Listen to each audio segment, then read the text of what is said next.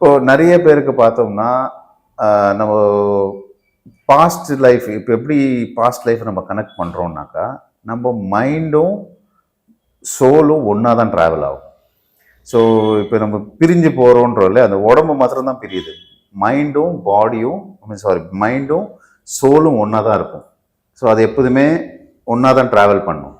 So இப்போ முன் ஜென்மத்தில் நடந்த சில விஷயங்கள், இப்போ பார்த்தோம்னா குறிப்பிட்டு பார்த்தோம்னாக்கா, ஒரு அதிகம் சோகமான விஷயம் அங்கே ஆங்கர் ஆகிடும்.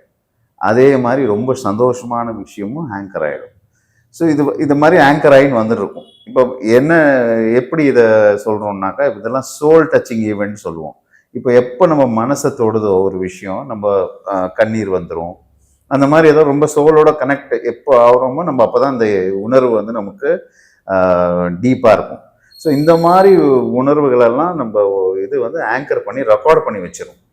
ஸோ ஒரு சில பேருக்கு என்ன ஆகும், போன ஜென்மத்தில் இருக்கிற இது வந்து லீக் ஆகிடும். லீக் ஆகி என்ன பண்ணும், இந்த ஜென்மத்தில் இருக்கிற தாட்ஸில் அது வந்து டிஸ்டர்ப் பண்ண ஆரம்பிக்கும். சில பேருக்கு ஒரு ட்ரீம் மாதிரி வரும், சில பேருக்கு ரொம்ப ஒரு மாதிரி டிஸ்டர்பன்ஸாக இருக்கும். இதனால நிறைய பேருக்கு இந்த ஹெல்த் ரிலேட்டட் விஷயமும் நிறைய பேருக்கு நடக்கும். ஸோ இதெல்லாம் வந்து சயின்டிஃபிக் இல்லைன்னு சொல்லவும் முடியாது. ஏன்னா கண்டிப்பாக இது பியூர் சயின்டிஃபிக் தான்.